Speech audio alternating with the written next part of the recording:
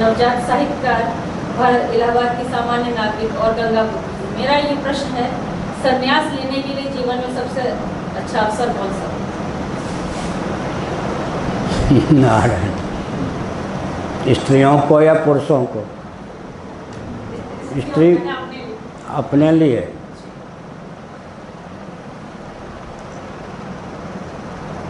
परमात्मा के प्रतिनिधि और प्रतीक समझकर पति के प्रति समर्पित होकर उन्हें हाव भाव के द्वारा अनुकूल बनाकर धर्म और ईश्वर के मार्ग पर ले चलें, स्वयं भी धर्म और ईश्वर के मार्ग पर चलें। देवियों के लिए यही संन्यास है।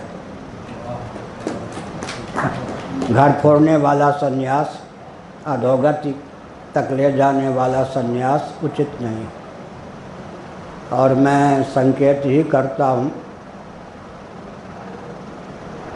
प्रायः एक्सेप्शन अपवाद की बात सब जगह होती है। पुरुष भी नौकरी करके अपने शील की रक्षा नहीं कर पाते आजकल। फिर देवियाँ संन्यास लेकर के शील की रक्षा कर पावें, बहुत कठिन। जीवन कदाचित शुद्ध भी हो तो आजकल कलयुगी व्यक्ति उंगली उठाए बिना नहीं रहेंगे। और सावित्री ने कोई गायत्री मंत्र का जप नहीं किया था, संन्यास नहीं लिया था। पातिव्रत्य के प्रभाव से उसके जीवन में इतना बल और वेग था, उसका समादर करने के लिए यमदूतों को यमराज ने नहीं भेजा, उसके पति के पुर्यष्टक सहित जीव कला को लेने के लिए स्वयं आए, क्योंकि उसके गोद में पति का शव था। यमराज ने समझा कि दूतों को भेजूंगा, दूत जल जाएंगे इसके पातिव्रत के प्रभाव से। यमराज उस सत्यवान की, सावित्री के पति के पुर्यष्टक सहित जीव कला को ले जा रहे थे। इतना बल और वेग पातिव्रत के प्रभाव से सावित्री के जीवन में था। यमराज का अनुगमन कर रहे थे और अंत में अनुनय विनय करके अपने पतिदेव को जीवित कर दिया। तो आजकल ये सोचने की आवश्यकता है कि देवियों के लिए भगवत भजन, पति के भी पति, पिता के भी पिता परमात्मा हैं, लेकिन सनातन धर्म में उनके प्रतीक के रूप में देवियों को पति की प्राप्ति हुई है। पत्नी का अर्थ होता है कि पति की रक्षा करे। पति का अर्थ होता है पत्नी की रक्षा करे। और पत्नी पति को समझा बुझाकर सेवा आदि के द्वारा द्रवित कर सन्मार्ग में लगाए रखे। यही देवियों के लिए संन्यास है। और देवहूति ने जैसे अपने पुत्र कपिल भगवान से तत्व ज्ञान प्राप्त किया, देवी भी अगर कोई सचमुच में तत्वज्ञ महापुरुष की प्राप्ति होती है और देवियों का जीवन अध्यात्म विद्या को धारण करने योग्य परिष्कृत है, तो गृहस्थाश्रम में रहकर भी तत्वज्ञान हो सकता है। नहीं तो पातिव्रत के प्रभाव से स्वर्ग तो सुनिश्चित है। 1972 में श्रृंगेरी में था।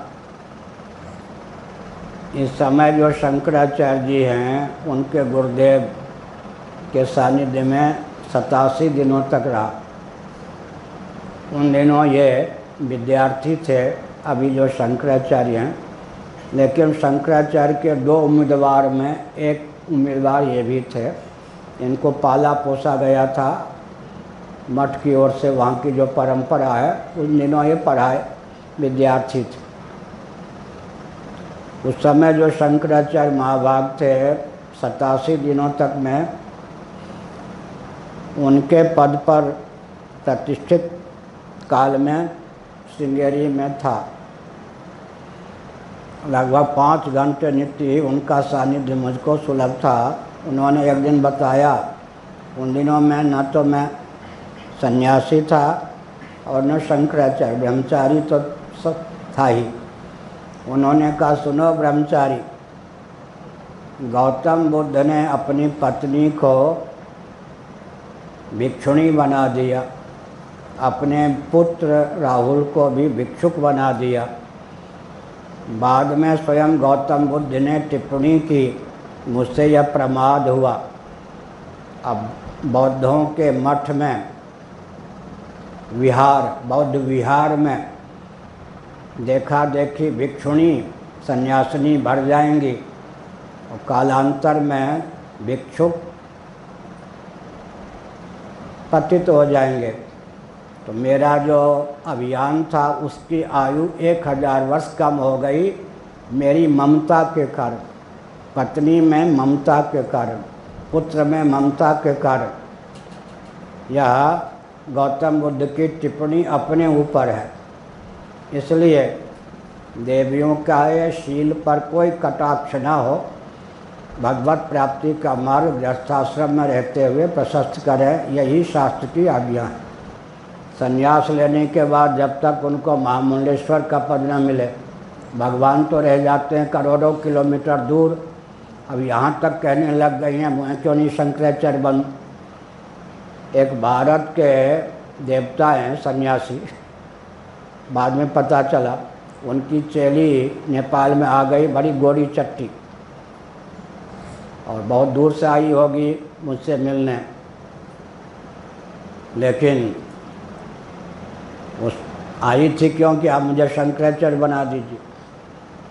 जब लगा कि यहाँ दाल नहीं गलेगी तो लड़ने झगड़ने लग गई। भगवान की प्राप्ति के लिए संन्यास चाहिए तो घर ही पर्याप्त है देवियों के लिए। और शंकराचार्य नकली बन के घूमें और पति को भी सर पे हाथ रख के आशीर्वाद दें, भूतपूर्व पतिदेव प्रसन्न रहिए। हजारों चेला चेली बनावें और अंत में महामंडलेश्वर या करोड़ों रुपये पर हाथ फेरने का मार्ग प्रशस्त करें, उचित नहीं। कम से कम कदम उठाने के पहले यह सोचना चाहिए कि पतन की ओर यह कदम है या उत्कर्ष की ओर। लोकापवाद तो पहले शुरू हो जाता है और पतन का मार्ग भी प्रशस्त हो जाता है। जब देवियों के लिए मोक्ष घर में भी सुलभ है, संभव है, तब फिर संन्यास की क्या आवश्यकता। संन्यास बने सम्यक त्याग, शरीर का त्याग पहले कोई कर दे, अहमता ममता का त्याग ना। शरीर भी तो है ना, जननी जनक बंधु सुत दारा तन धन भवन सुविध परिवारा में तन भी है ना। कितना भी विरक्त व्यक्ति हो, 9 का त्याग करके शरीर को लेकर ही तो बाबा होने के लिए भगेगा। तो शरीर में अहमता ममता का त्याग करके घर में भी कोई क्या गृहस्थ होता हुआ भी सन्यासी तो नहीं, सन्यासी कल्प हो सकता है और सन्यास से मिलने वाला फल प्राप्त कर सकता है। हम लोग बरगलाते नहीं, शास्त्रीय मर्यादा यही है, बरगलाने वालों की कोई कमी नहीं आजकल। आगे